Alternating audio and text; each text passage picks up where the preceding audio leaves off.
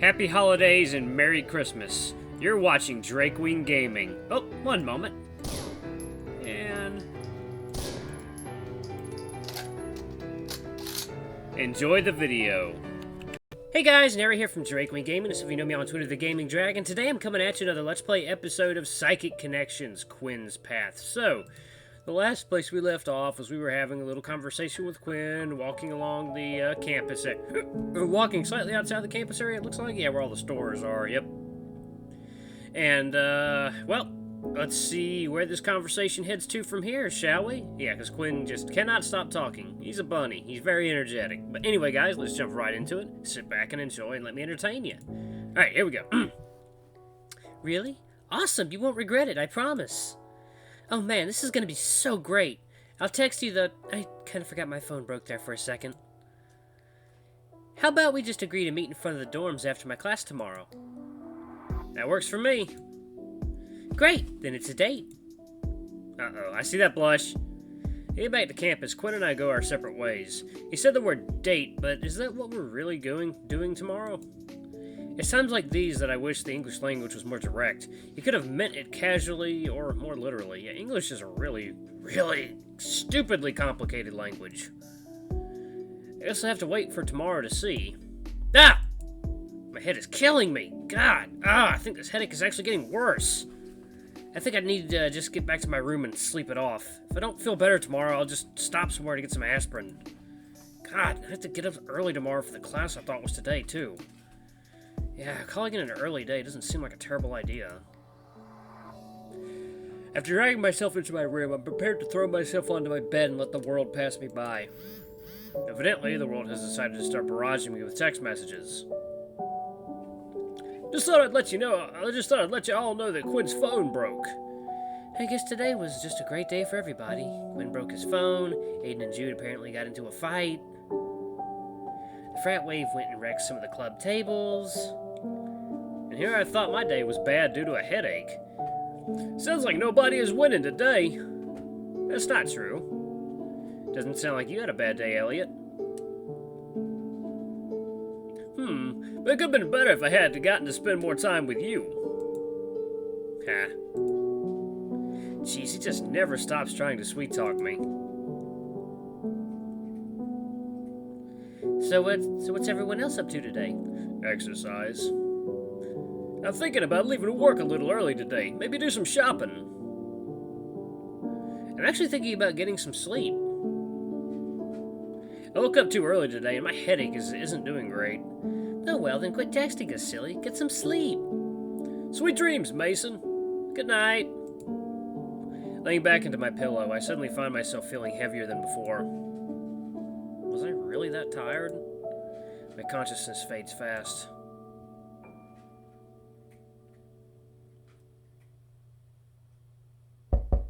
Uh-oh. What, is there someone at my door? At this hour? Seriously? Whoever this is better have a good excuse. I already have to be up early tomorrow for class. Dragging myself out of bed, I slowly bring myself to my door. I open it, half expecting it to be Zoe, the invasive panda. Quinn? Holy crap, what happened to your eye? It's a long story. Can I come in? Of course! The normally cheery rabbit turns behind him, looking down the empty hallways before walking into my room. My exhaustion fades as my brain runs a mile a minute, filling with speculation on what happened to Quinn. A sinking suspicion is creeping over me that it was his awful roommate he's mentioned. If it was this roommate of his, I probably shouldn't think about that before letting him explain. Quinn sits on the bottom bunk of my bed and looks at me with a face I cannot discern. I can tell he's thinking hard about whatever it is he's about to say, but I'm going to scream if we just stare at each other without saying anything. Deep breaths. Okay.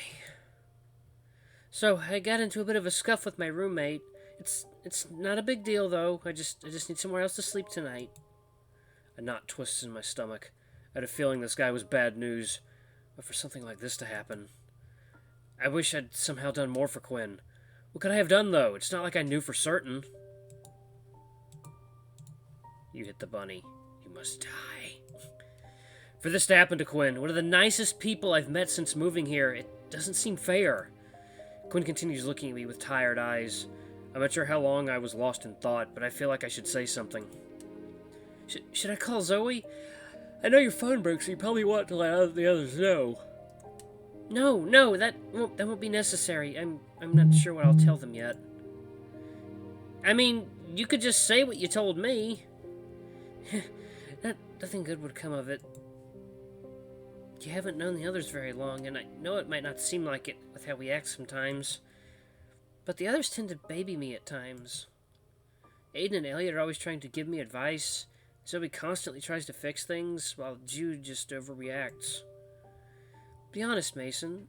How do you think my hot-headed best friend would react to me telling him someone hit me?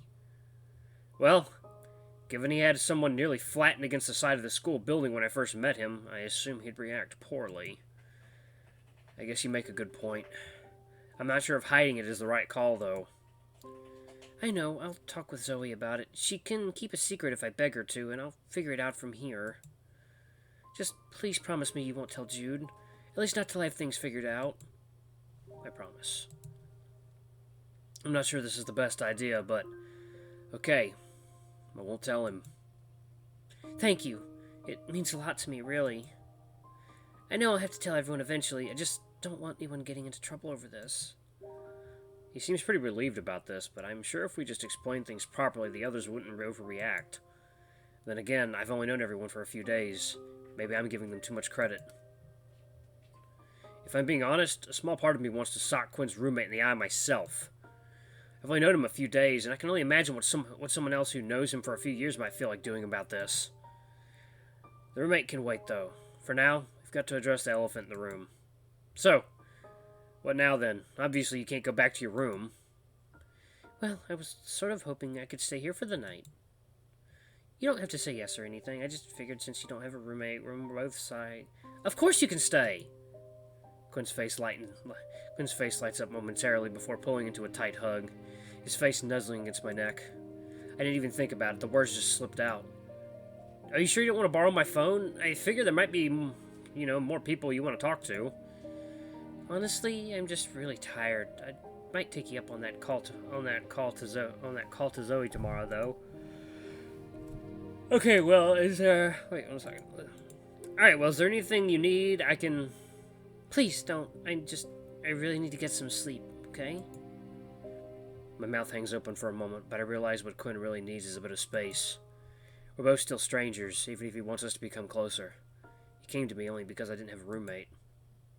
He also did just say the others tend to baby him, so why am I doing the same? Sure thing. We'll talk tomorrow, yeah? Quinn doesn't say anything else before slowly crawling into the bottom bunk. Poor Quinn. I release the tension that had been building inside me for a moment. The knot loosens and I feel myself calming down. Slowly crawling up into the top bunk, I notice Quinn shaking slightly in his bed, his white fur quivering in the glow from the window. Part of me wants to move back down and just give him a hug. Let him know that I care and that it's going to be just fine. He wants his space, though, I'm sure of it, and I should respect that. Creeping back into my sheets, my head finds its way to my pillow, and I'm going to let my eyes drift close.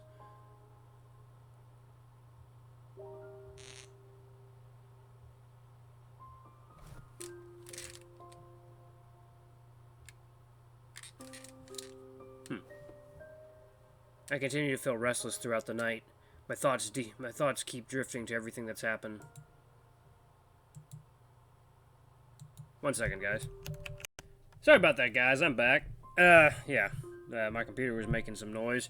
It's because, I had accidentally pushed the, Smart Zero, PSU fan, button into the off position. And so it started, ramping up the fan speed until it was extremely noisy, so I just went back to the computer and just turned it back on. But anyway, guys, let's jump right back into it. Alright. I continue to feel restless throughout the night. My thoughts keep drifting to everything that's happened. I'm definitely not going to get a good night's sleep, especially if I have to get up for that god-awful class that I thought was today. I think I'll log into the school's website tomorrow and submit my intention to drop out of the course. If I'm lucky, I might be able to switch to something else. Otherwise, I'll have to take on a tougher schedule next semester. Before I know it, my alarm begins buzzing, and I find the morning sun bleeding through my window. I drag myself out of my bed and look down to the bunk below me. Quinn is still there, sleeping soundly. I'm not sure why, but I half expected him to be gone. I've got no idea how long he'll be staying, but I feel better about him being here than rooming with some asshole who hits him. I have to get going to class soon, though. Should I wake him up before I go? He looks like he's sleeping so peacefully. Let's wake him up and see what happens. Yeah, wake the bunny! I don't know what his plans are for today, but he doesn't have an alarm to wake up to. At the very least, I don't want him to worry when he wakes up in my room alone. Psst! Quinn!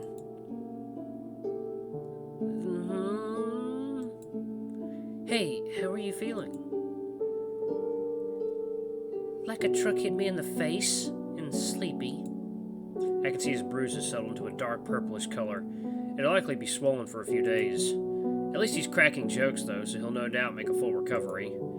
Alright then, well, I'm heading to class. Do you need anything before I go? Just the time. It's about a half hour before noon.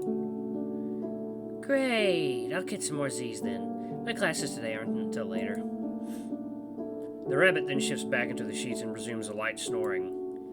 Well, that's that then. I guess I had nothing to worry about. I'm getting ahead of myself, though. I need to get going to class before I get too lost in my own head. Moving on to campus, I find myself still thinking about this whole Quinn situation. Did I seriously agree to not tell anyone about this? It's not like I'm going to be able to claim plausible deniability if someone figures out he's sleeping in my room. It's only a matter of time before the others figure out about this, and I have no idea how things will even be resolved. When I first came here, I had no idea I'd be caught up in anything so dramatic. I'm still not sure I should even be involved. Despite what Zoe has said, I don't exactly have proof that I'm a psychic like the others. I haven't exactly moved anything with my mind or read anyone's thoughts lately. Hey, watch it! Oh, hey Jude, sorry about that. Don't worry about it. Alright then. The two of us just look at one another before an awkward silence settles in. Why am I suddenly struggling to think of what to say? I keep half expecting him to say something, but he just keeps staring back at me. Maybe I should just say bye and head to class before things get too... Why are you spacing out? What do you mean?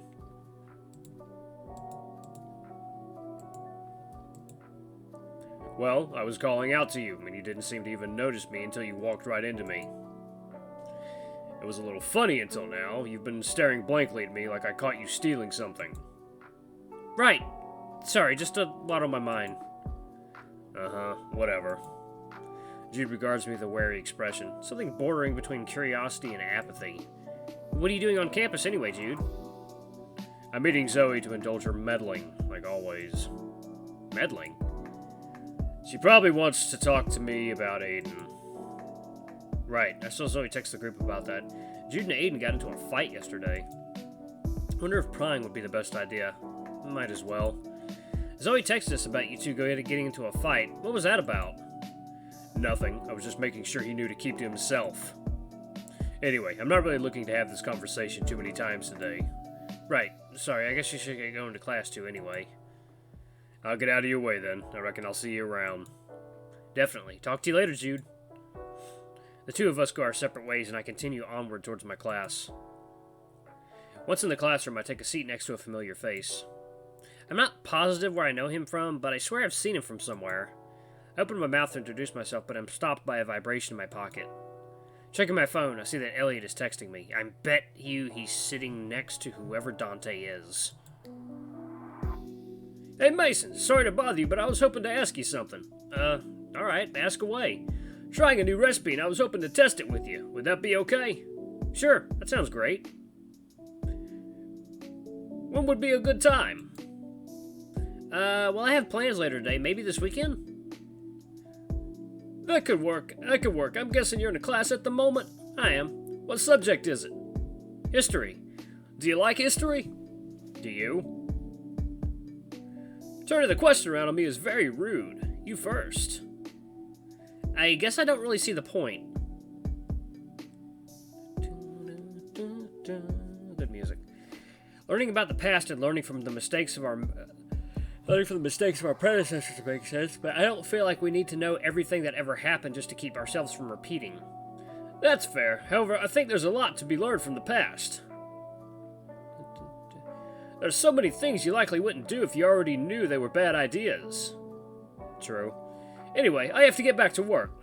Alright, Elliot. Take care. The conversation could not have ended at a better time. I noticed the instructor walk in just as I put my phone back into my pocket.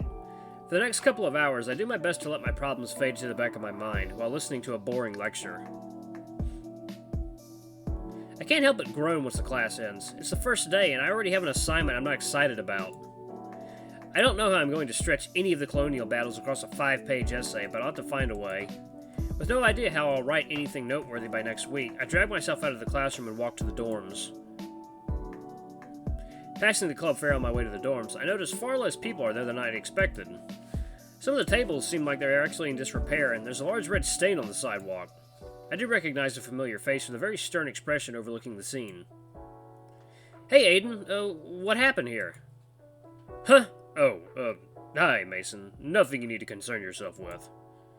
It's just another series of pranks associated with the degenerate pledge process of the fraternities plaguing our campus.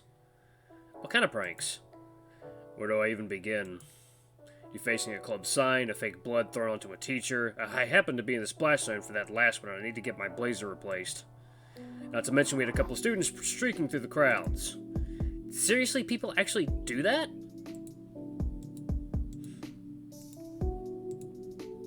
It's certainly a first since I've been here. I don't know who they were, but I have no doubt they'll face serious punishment. I never realized college life was so wild. It isn't supposed to be. They should be keeping their fun in more confined and private locations. This is a place where people have come to learn, not watch strangers flaunt their genitals as they run around screaming nonsense.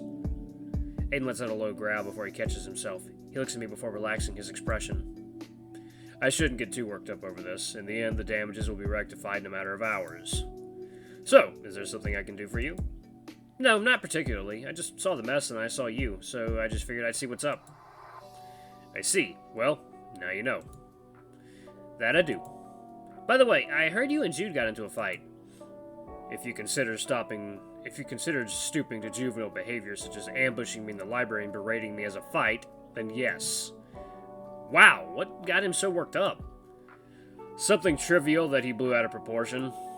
My apologies, Mason, but I'm not particularly looking to relive that part of yesterday. Not at all, I'm sorry. I didn't mean to pry. It's quite alright. You're new to our little circle, so it's only natural that you'd be curious, especially when there is friction between us. He's not wrong, I just find the overall dynamic strange. Are they really all together just because they're psychic? Is there no further common ground between any of them? In any case, I should probably stop prying and get back to my room before Quinn goes anywhere, if he's still there to begin with. I should get going. I suppose I'll see you around, Aiden. I imagine you shall. We are going stargazing this weekend, after all. Right! That trip completely escaped my mind. I've got way too many things to keep track of at this point. I give Aiden a small nod before proceeding on a short journey back to my dorm room. Walking into my room, I find Quinn resting on the bottom bunk. Had he moved at all since this morning? Hey, Quinn, I'm back. What? He scratches his face before wincing as his hand grazes his bad eye. He then looks up and acknowledges my presence. Hey, Mason, do you have the time? It's about 2:45. Did you get around to talking with Zoe yet? No, not yet. I walked over to her room earlier, but she wasn't there. So he's just been sitting here for hours, just waiting for me to get back. Do you want me to call her then? If that isn't too much trouble. Grabbing my phone, I dial Zoe's number. Hello? Hey, Zoe, it's Mason. Do you have a couple minutes? Of course. What's up? Well, I'm with Quinn at the moment. As you know, his phone broke, but he needs to talk to you. I'm gonna put you on speakerphone. Hi, Zoe. Hey, Quinn. Sounds like you and Mason are getting buddy-buddy. I guess that's sort of true. So, listen, I don't really know how to ask this, but I really need to switch dorm rooms. Quinn, I get that your roommate might be problematic, but I've told you there's a lot of forms, and we need a legitimate reason. Quinn bites his lip at this. This is the moment where he needs to tell her what his roommate did. Well, you see, the thing is, Quinn looks at me with pleading eyes, as if expecting me to say it for him. I just shake my head. He has to be upfront about this. We kinda got into a fight last night. A fight? Maybe fight isn't the right word. More like I said something and he just retaliated. The phone goes completely silent. Quinn just tugs at his ears while waiting for Zoe to respond. The moment passes quickly, however, as Zoe returns with a very serious tone. Mason, be honest. How bad is it? Well, as far as I can tell, he only has a black eye, but that isn't nothing. Take me off speakerphone. Alright, there we go. That is the episode, guys. I want to thank you all so much for watching. Don't forget to like, comment, subscribe, and ring that notification bell. We're getting closer to the big camping trip. Can't wait to see how a night with Quinn goes. That's going to be interesting. But anyway, guys, I love you all. I'll see you in the next video. Bye-bye!